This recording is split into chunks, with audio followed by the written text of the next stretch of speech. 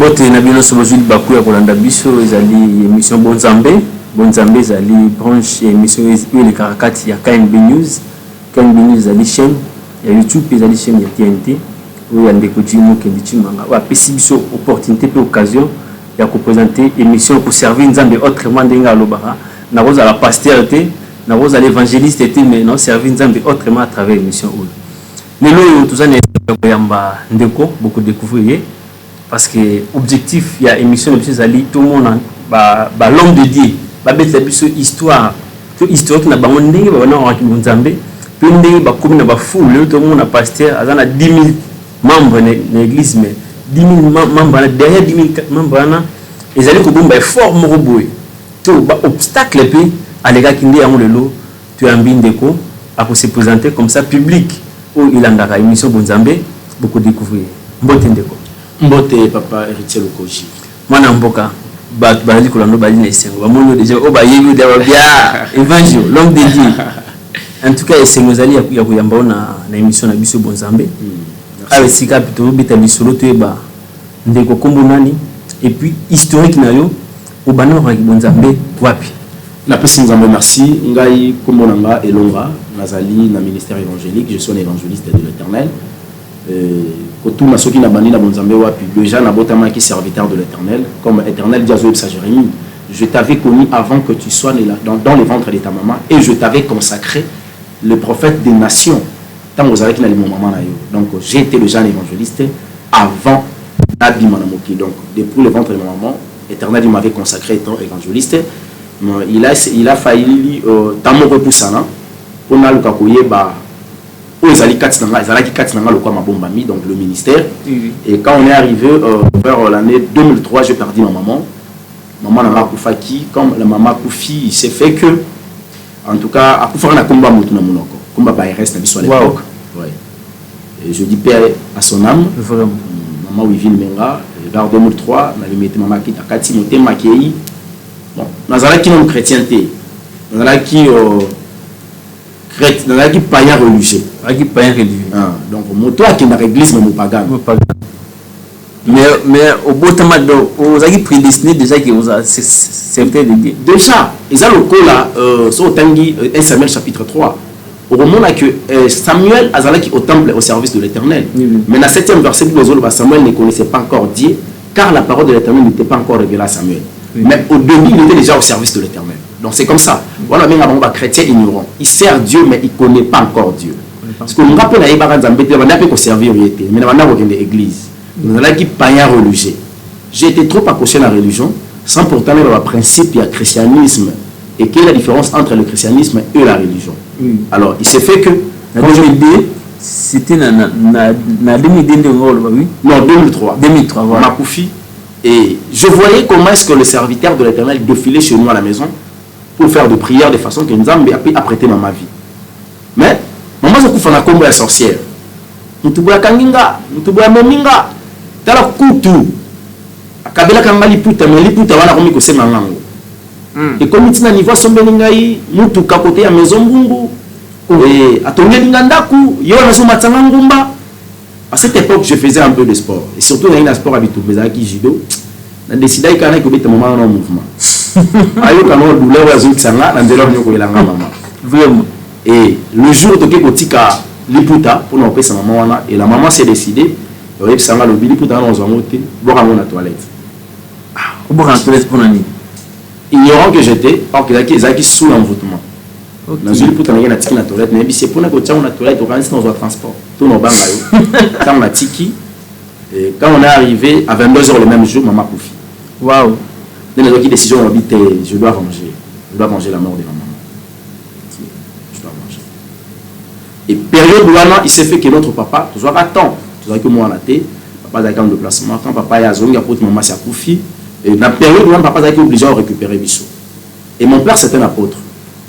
L'homme de Dieu. Ouais. Mais il s'est fait que Azwaka Boutou Moko a consacré à Nzambe.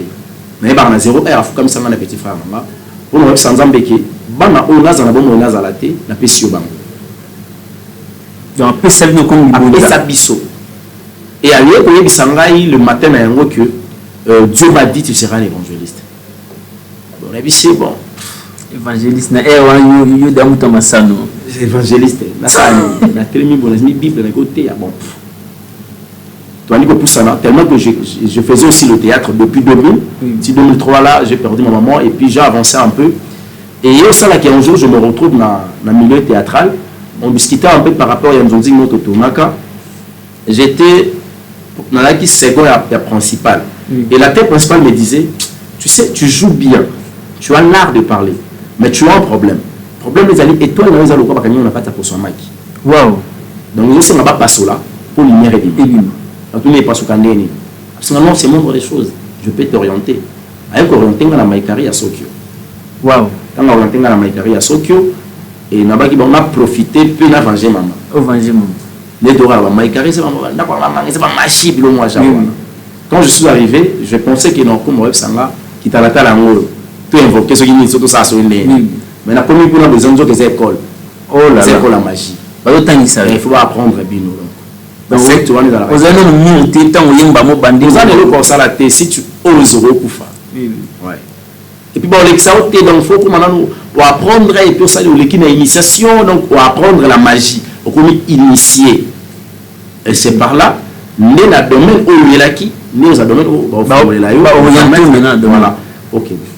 Quand je suis arrivé tout comme tambola na bango bon pour vivre peu wana ko ya tout moment et penser à l'agence et comment on l'on voit.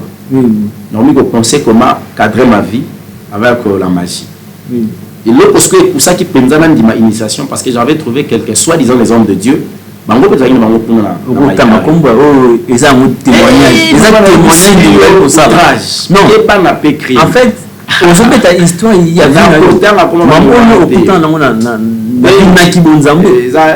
même chose difficile. À faire exemplement il y a Mouki Bateau Bazon Namso Baba. Ils genre la prophète Moumoué. À la tamie même l'eau à Pembe. C'était un mot de moi Pembe Pembe. Oh donc Pembe Gaga. Un mot basé la fait mouchoir. Il y a Pembe Gaga. Ah ok. Ok de continuer sur le. Vous allez commander Koana. N'avez pas le sucre batika la gato balongwape. Et il s'est fait que nous avons motivé tant le monde Ibango. Et bah, on va apprendre sur la magie. J'ai accepté l'initiation et j'ai appris. Après l'initiation, bon, il s'est fait que on a fait ma pratique moro satanique. Pourquoi on peut être vrai? Vrai, tant qu'on est vrai, pratique à l'émotion, la salle en salle en de comme Boazala qui me c'est la baie à Koufa. Mon frère bala. Paix en son âme. Il y a un année de temps. Sauf que nous avons fait que le papier à son âme parce que mon lit est qui m'a été. Ok. Ils ont perdu sa maloba. Donc il faut battre la maloba. Tant on a bien Koufi. Aba Koufa qui était. Tout ça là qui pratique un décomo boyé. Le Kouana Zara qui est vraiment malade. Il s'est fait qu'il fallait que prier pour un malade. Et si là, monsieur Laba Sali appelle. Abimisi démon Zara 4 naïe. À télé mon panzi on essaie un peu de discuter avec les démons. Démons non parce que teke langaye. Na faut na joyer. Sinon non. Par rapport à pouvoir et puis ça melinga. Donc c'est mal négocier. Donc tout ça là échange, yo zala libanda comme des mots surveillants, tout côté des mots impudicité, des mots impudicité tambusaye et tant au moment où kayo mo rozoyer, on ngai magana sali musana normal. Donc l'homme de Dieu a négocié na démon. Mais oui, ba magicien wa no mona ba prophète ou ba to benga ba prophète nga benga ba prophète. Na ba pasteur ba to benga ba pasteur. Na ba négocier na démon. Ba négocier na ba démon. Ba ça la changement ya ba esprit mauvais. Misi molimo akoti molimo oyo. Au moins on a bassemblé là qui avec malade biki mais on a barthélémy ba comme on dormi na kindumba bino ba comme ko la kila mona na toro ko kufa ils a été ils a monté le meilleur qui est à chaque maboko. Donc je connais un peu ces jeux là. OK. Bon, on a œuvré comme il y a un temps ça pas tenu hein.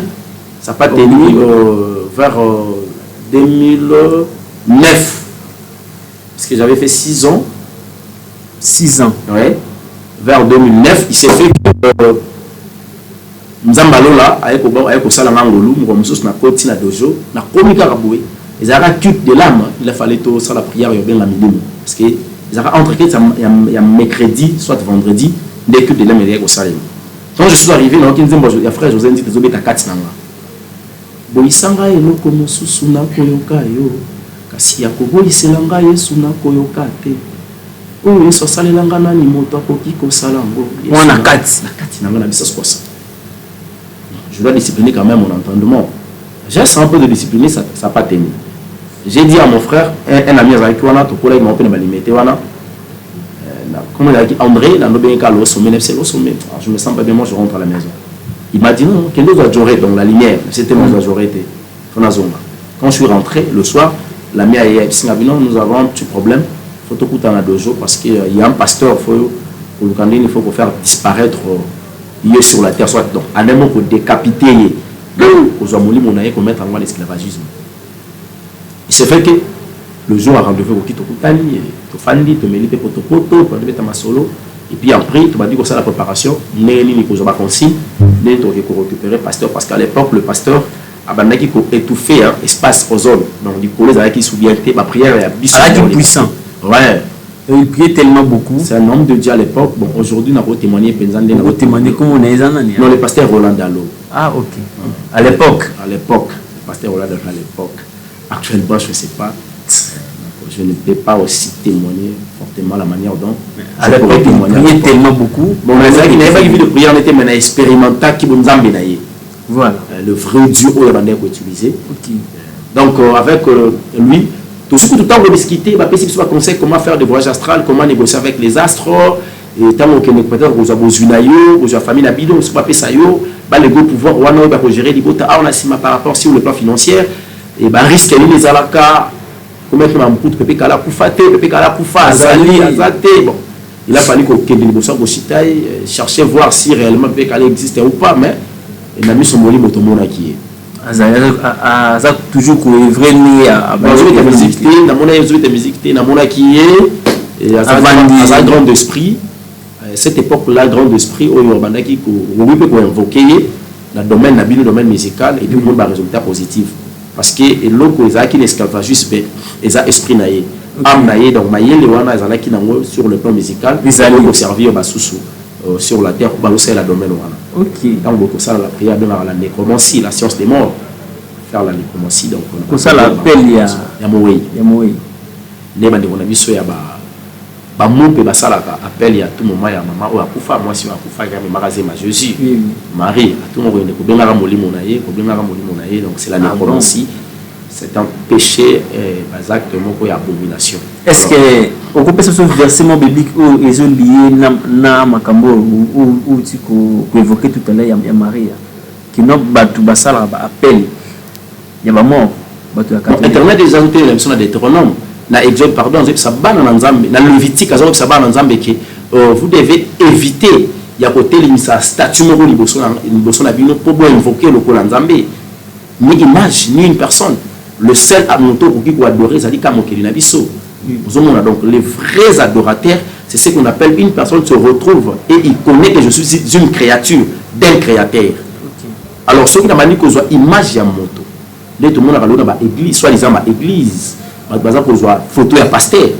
Donc, on a photo à pasteur, on a prière, on a calendrier. C'est ce qu'on appelle l'idolâtrie. Donc là, déjà, c'est un péché que tous autres touchés, même en Zambie, dans le caractère et le créateur. Alors, ce qu'on est c'est un péché, ils ont craché sur l'œuvre de la croix. Et il y a des péchés, au centre à Sali, il y a Sali. Tu as péché ou tu as blasphémé mon centre. Mais tu auras le prochain ça va plein, la biki ça va bien. Donc ça veut dire le sous et l'île Samarati. Donc aujourd'hui nous avons des pasteurs et des prophètes au Bako Talolade. Ah bon. Tous on a les sons de après bon. Tu m'as dit pour évoluer, il s'est fait que tant que aussi ce que nous on a Maramwana, tu vas être obligé au Kendeko, tu es pasteur, tu es consigne to bimi. Bon, ça y est quand on va te l'aller pour hein. Oui. Et le roi va tout là, est-ce qu'on peut comprendre que l'autre peut exister raté?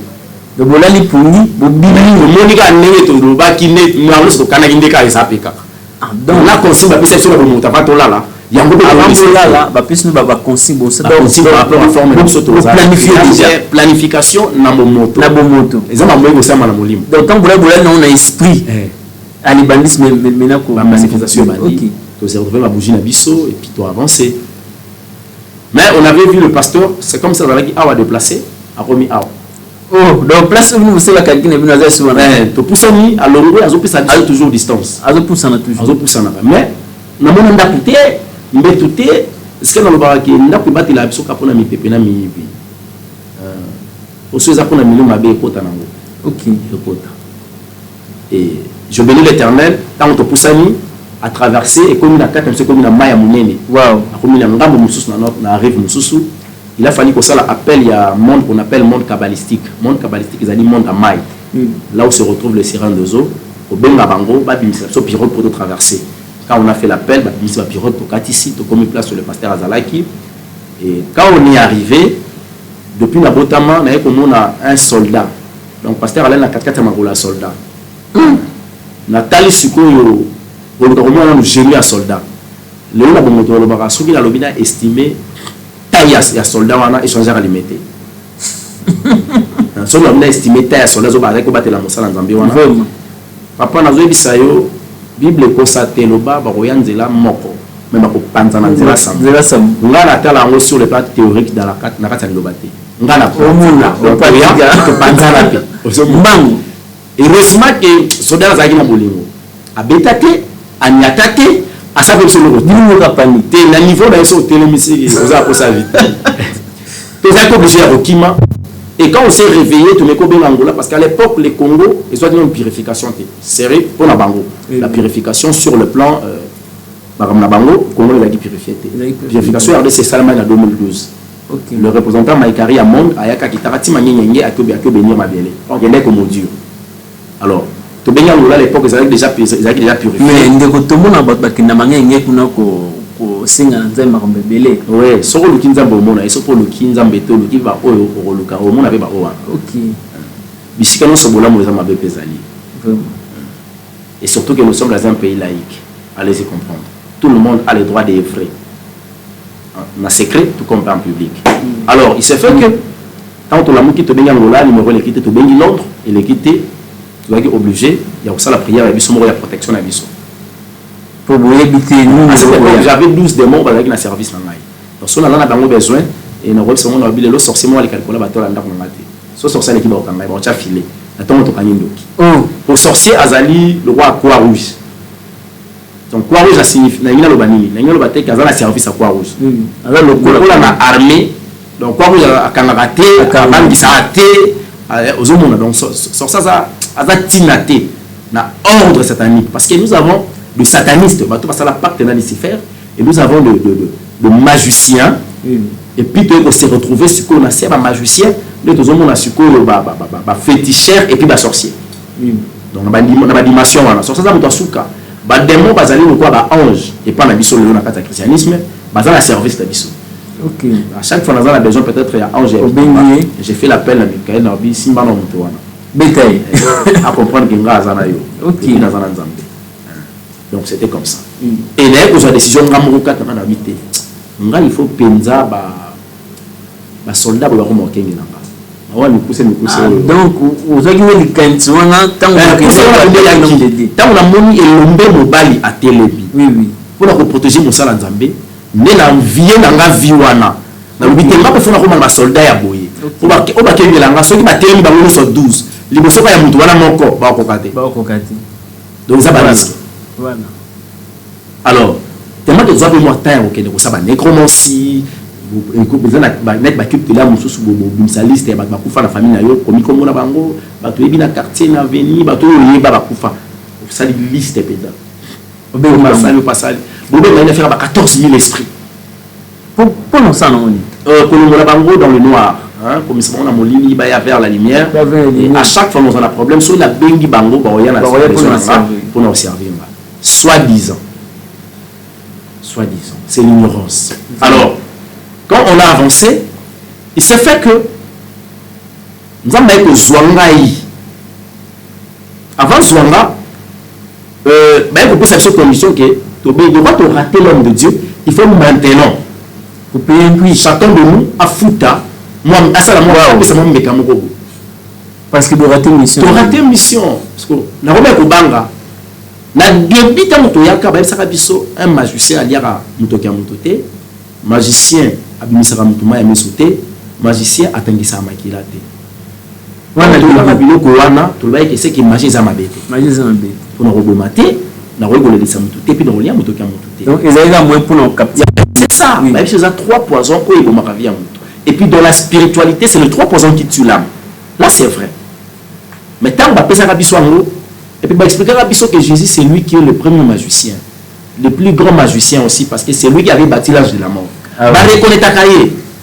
Mais et comme il y a un nouveau, comme il y a Bissot que pour dire que Christ est un magicien, peut ça sur exemple, tant que botami, mage, ou un magicien, qui étoile. Il y a grand maître magicien. Oui. Mais il adorer pour moi avec magicien. Oui, avec le magicien. Voilà. Donc, donc la magie n'est pas mauvaise. Et bien, comme ça, il faut payer prix. Donc, il faut que nous prix. Là, on a eu, on a eu l'autre, je m'excuse, et on a constaté que il faut que culte mort il dimanche, que l'église n'a pas sa culte, quand l'homme de Dieu passera pour nourrir les enfants de Dieu à travers la parole, il pas un message. Parce qu'il y a 5 mondes sataniques qui gèrent le monde physique. Nous avons un monde qu'on appelle le monde pandaminium, c'est ça qui est le calais public, Carrefour, Stade, Wenze, soit-disant église, partout, là où on se retrouve. Et Belé, et université, école. Nous avons un monde qu'on appelle le monde Pesifera, c'est un monde à Zamba, là où se retrouve le géant, comme les Congo, les Akanarats à Zamba. Ah bon? Oui, je t'apprends. Si nous avons un problème aujourd'hui, exemple, totem il y a RDC à Léopard. Or, totem les Nzambé. Donc, Nzambé à RDC, c'est un animal. Or, Léopard n'a vu les pour nous dévorer. Après, ça a évité. On a les larmes pour nous savoir que totem. Bâtir Jésus-Christ. Tu es libre à y habiter totem. Sauf ou interroger l'histoire à Congo. Au monde qui Kassavou batambola et na bako mais na torti. Musée Laurent Désiré Kabila batambola qui na Simba. Or Simba sont un documentaire au monde qui a la lion protecteur. Il protège. Tout ça sont des soyez bisayo. Nous nous comme la bangote va bunda ina bisuba. Tant on ça c'est les 4 na ngambo. Donc allez-y comprendre que même totem spirituellement le pays est à marambo il faut ça les mains. On le va homme de Dieu ba yebi mais à cause de la cupidité ba nga kolobate. Alors nous avons expliquer le Congo spirituellement. Et il se fait que, tant on a vu un d'accord, je vais appeler un monde qu'on appelle le monde pandaminium. On a expliqué les 5 mondes d'abord, oui, on a besoin d'idée. Et je expliquais déjà le monde pandaminium, c'est un monde à Dieu public, monde pesiféré, c'est un monde à Zamba, monde kabbalistique, c'est un monde à Yamaï, là où se retrouvent des femmes et des maris de nuit, la sirène des eaux. Net biso bande connexion à tribu Équateur. Biso Équateur, tu as plus dans la maille. Au moment où tu as plus de problème à l'Ibala. Et puis tu fais la polyandrie et la polygamie. Voilà, je te expliquer sur avec la profondeur. On a raison, il y a un monde kabbalistique. Et nous avons un monde qu'on appelle le monde cosmique.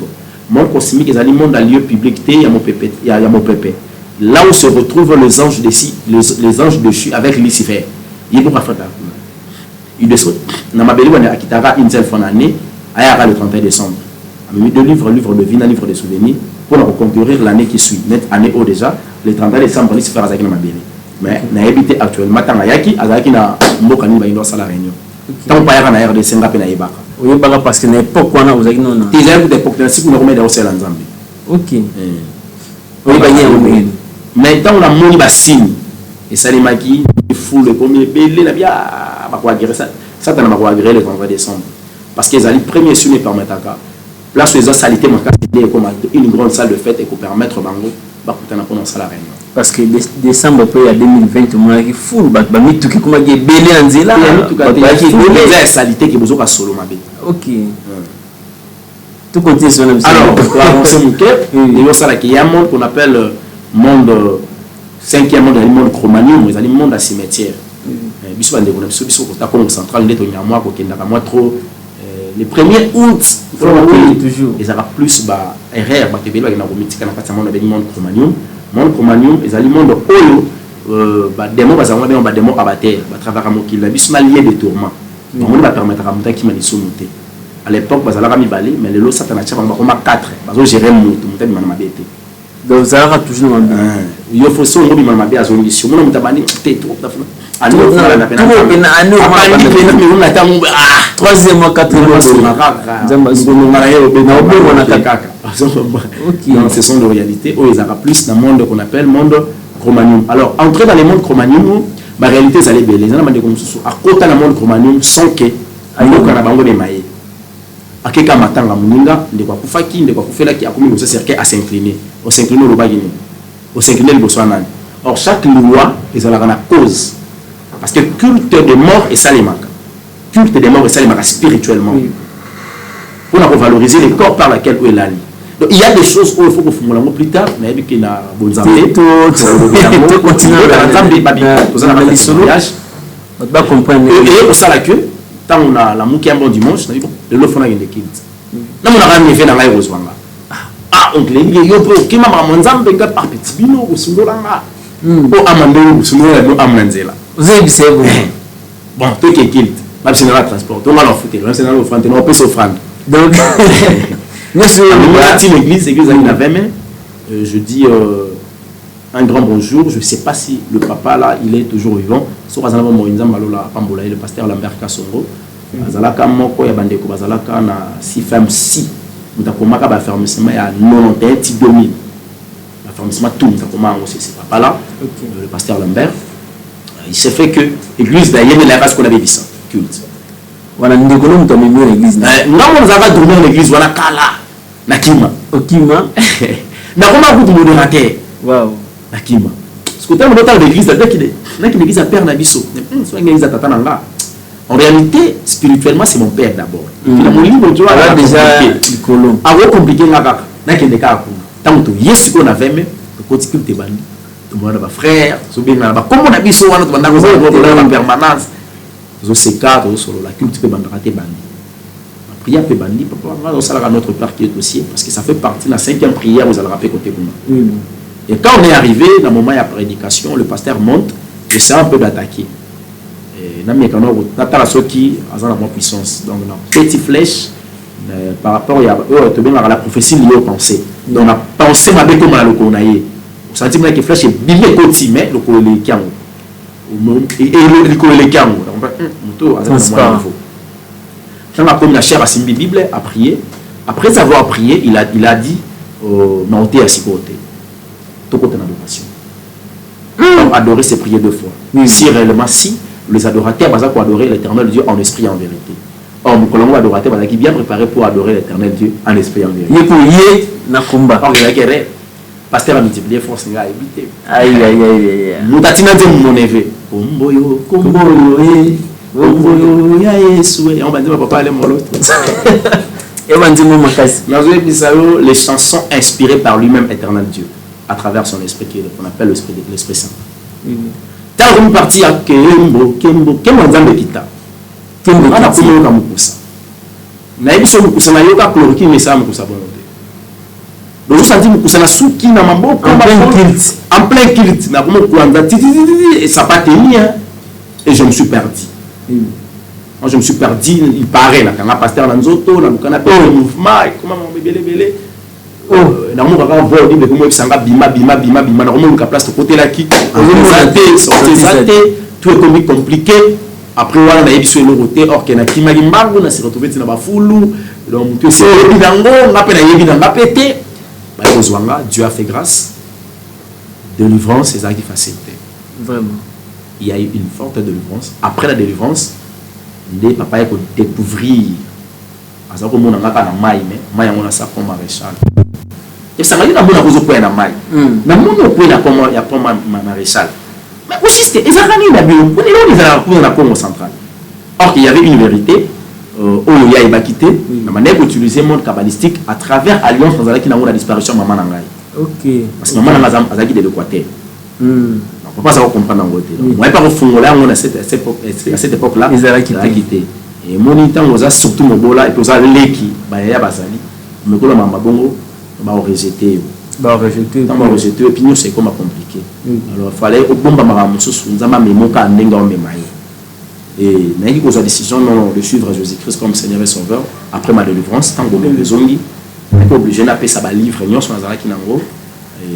j'ai commencé 2009 10 11 ça pas tenu na kimi les sous na ko sala ko faire ces missions au fond les sous bon la zone sauté mais na koki musala nzambete on va trouver dans musala nzambe na manière ko manquer ce qu'on appelle l'encadrement spirituel.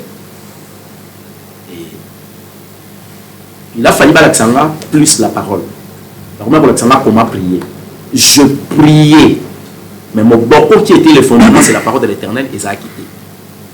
Tellement qu'il l'a quitté, et comment il peut étouffer là, na progresser dans la vie chrétienne. Et nous avons eu la vie dans la bonne moto. Nous avons eu un master via le Inde. On a continué. Mais nous avons son alali, on a la mouki aux autres, aux hôtels. Au coup d'un homme de Dieu, il y a un pécana, on a un quoi, aux gens, pété un peu. On a une armée, yo c'est l'anzambi. Dieu me dit, yo no zaboué, on m'a tout quitté. Ah, pas mon amousana. On nous a demandé, on nous a l'église, de recréer un groupe d'intercession à l'imité 9e Marie avec mon ami Kevin, le médecin, à s'appeler Homme de Dieu. On en a année vers 2015. Étoile de fée. Étoile de fée. To bandit. Bon. Déjà, appel à Nzambé, ça va en 2003. Non, 2004.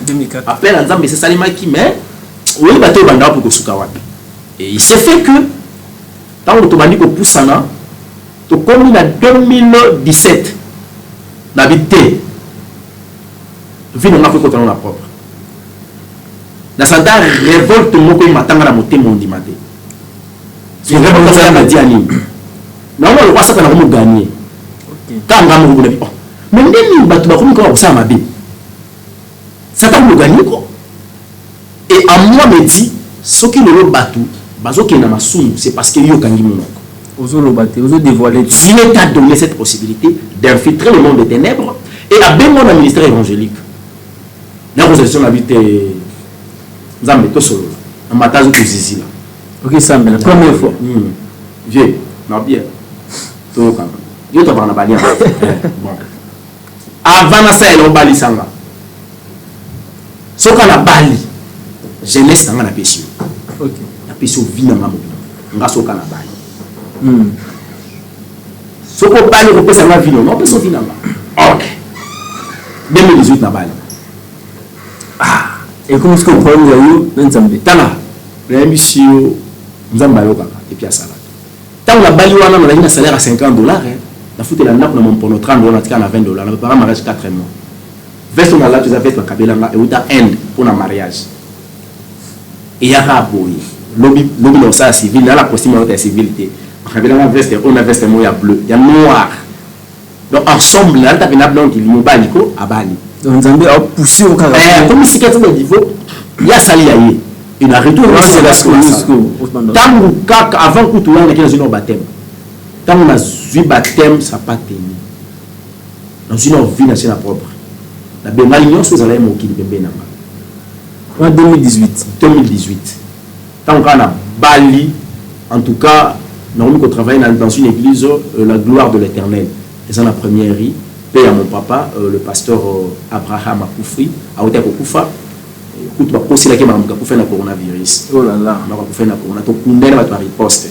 Si on va poser la question avant que vous ayez une retraite, vous avez une quarantaine. Vous avez une garde malade à l'hôpital. Garde malade, vous avez une quarantaine. Vous avez des désinfectants à côté. Vous avez le côté même de coronavirus. Oh là là. Parce que vous avez une retraite à 7 jours après retraite d'Akoufi. Et comme corona. Alors, je dis pas son nom parce que Héros Akoufaraté a disparu. Et ça a que c'est le papé mini héros parce qu'il a vaincu sur la terre. N'a pas dit qu'on travaille. N'a pas d'église, n'a pas dit le roi serviteur de je vais travailler. Il m'a dit qu'on soit 4 mois. Parce qu'il y a un département d'intercession. Intercession motété. Papa, nous avons la culte matinale. Si on a vu culte matinale, on va séminaire. On va nous côté. La culte matinale, on a dit ça. On m'a dit qu'on a bon, on a dit maloba. Moi, je suis au centre de l'esprit. Tu es au centre, on a mis le centre. Ok. Nous sommes ensemble. Na bandi. Vie compliquée. La foute la banda pour la tiki mos nanda, mais ngambo na mo la l'église. Na bête ba 1 mois. Moi si ku tunazemi. Après 1 mois, nous avons coupé ça ngam musala. Et bato avec moi na ba yebi à l'époque. J'ai touché énormément. Si la niveau nous a salaire à $1000. Oui. À cette époque, na yeko swanda ko mususu na madipe ko construire mwanda ko tapa mabiloko na mwanda ko mwa kiti mwa TV, au moins que mwanda kwa mutu. Oui. Et avec le temps, nzambe ko sanga bi ni na église wana ko kende et puis ko sala sumu sa musuta pa musana. Waouh. Et pourtant, on gagne $1000. Papa, non, c'est $1000. Je sais que ça va être comme ça, non, ça me ça, non. Et puis, au début de l'église, on va se rendre déjà un homme de Dieu. Et la soirée, elle m'a gagné. Et dans le ici là. Dans le soirée, prière, au niveau de quand tu me dis, mais tu as pour la salle là, ok. Déjà, les gens qui ont cabelo vie dans la salle cabelo ango. Au niveau de la première église dans la protection à l'église mon côté. Non, c'est vous qui avez bien compris. Et puis, c'est comme ça là, il est ça, on a retravaillé, même à tout le monde, il est dans l'église. Bon. Il est dans l'église. Bon, comment il est grand prophète, on a un temps aussi. Comme concernant la pasteur en beaucoup côté. Il y a une place dans le même. Zamba, Zamba, Kokita. Non, nous avons un toqué.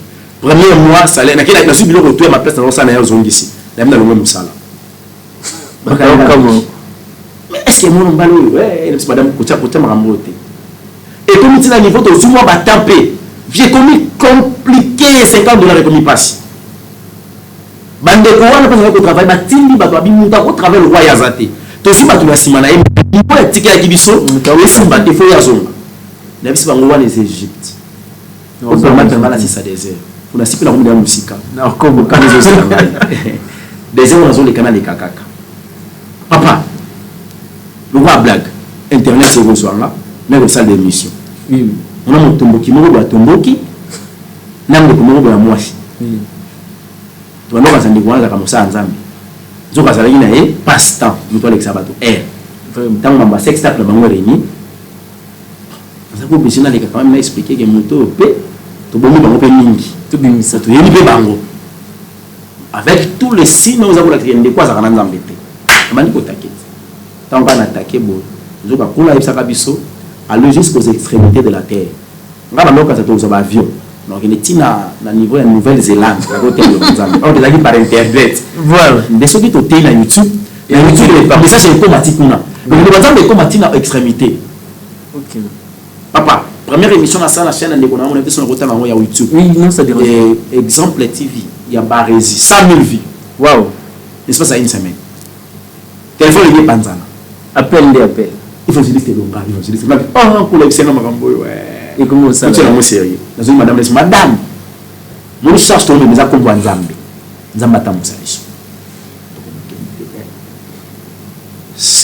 C'est comme ça. Donc on que le soir tout n'a pas église aux Arawat. La église aux Arawat Nzambe ngana l'église. Na musko de raser Nzambe tu dis quoi? Na bâtir, tu as église qui ne peut prier. Asingabi comme ko sanga pasteur Mboko. Zela. Na eu place dans même. Kenda kaza. Zam. Bato à liboso ni ba mec ba disciple ba journaliste ba cameraman ba no yambanga oh ba ngona to mo fina ko zamba nzo ba ka ba ministère ezali ba ministère comme bimba lelo j'ai plus de 50 personnes au bazola nzambe na nzela nanga et nzamba ko pesa biso siko tant ya ko ba ke bo bâtir na zuku tu kombo église na tché et de justice église de Dieu en Jésus-Christ. Dieu me dit combat église ali et longa waouh. Et nous, nous avons combo non, non, nous avons en canantang. On les a combo nanga. Et avec fungulanga si comme akambo concernant l'avenir, ya mokili, ya mboka na biso par rapport à mission na tâche apesi biso, ya talesi biso bitumba. Tant on a télé na musala nzambe combo kei, nzamba pesi combo apesi azu combo nanga tomboli yango. Bande ko basepeli to babino moto pe faut quand même aza ko trajet biso. Vraiment. Faut to kamisa. Parce que tout cas mais il y a une émission qui a été na matonge journée c'est moi ben papa émission quand tu bien mani oui c'est la sécurité vraiment oui puis bakangi mbalamo na komika bo papa longo za na na komaki wana ni 2020 oui na 2020 na monika catch moko boye avant wana Dieu m'avait dit à travers une sœur na niveau du Canada la sœur me disait papa na lonti bazo na moni bazo kangayo ako kangayo même ko le na TVT. Mais je vais la dénoncer. Il dit que le Kanga, car le même, donc, nous avons 2 ou 3 jours après. Prêt. Bakangingay.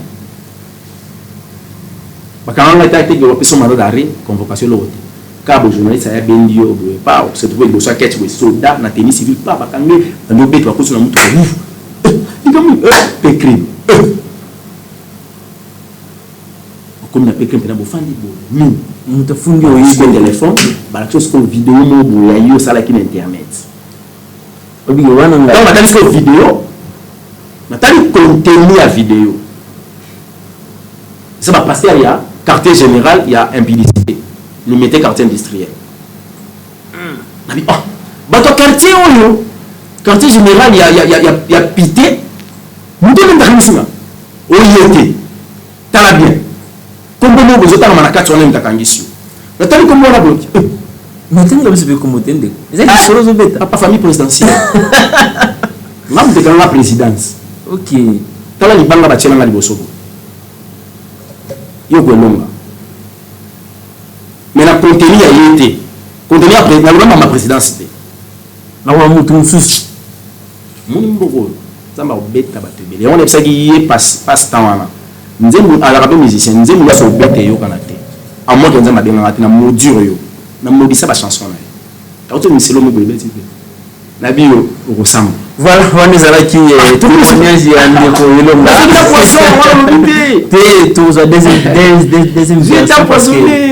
Parce que on a le témoignage qui tellement moulai et puis bande va comprendre nan yazali ndeko ilonga wazali évangéliste ezali malam ba fidèle ba yebara l'homme de Dieu abanda ki wapi et puis baba na peut comprendre ba vie na bango par rapport à bazali kotambola parce que c'est très nécessaire tout le monde a ça de nzambe na ba TV tout le monde a ça ba plein mais to yebiti abanda ki ndini en tout cas ça plaisir marquage pour na biso ko yambayo mais na ça on s'est rappelé mission de son en 2020 ou annonçaka que bakufa ebele bakufa ki ebele to mona ki bakufa ki ebele na 2021 ni nous avons ça bananzam tenga penza sokoloba ezama passe parce que naza la possibilité ya naza la pouvoir wana te nzambe na yo ala ça qui on est éternel Dieu Jésus-Christ de Nazareth le roi du Congo alors belaki sur la 2021 à partir mois d'avril a simba politique à côté na église la mort parce que mboka oyo to pesa ngona satana dans la politique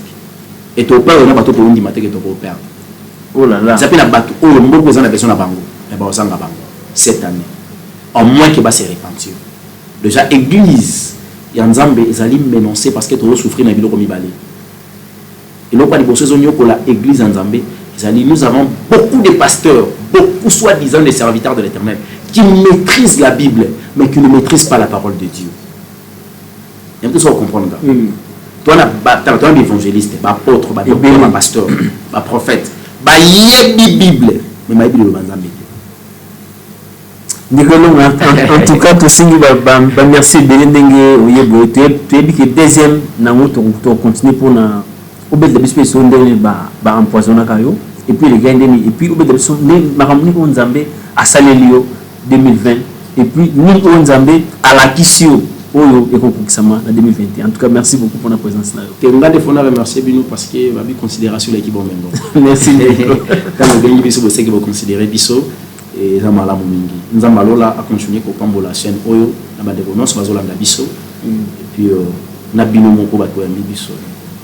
Merci Nzambe va se préparer kaka na rendez-vous à moyen tosan ngo avec Jésus-Christ parce que le maître revient.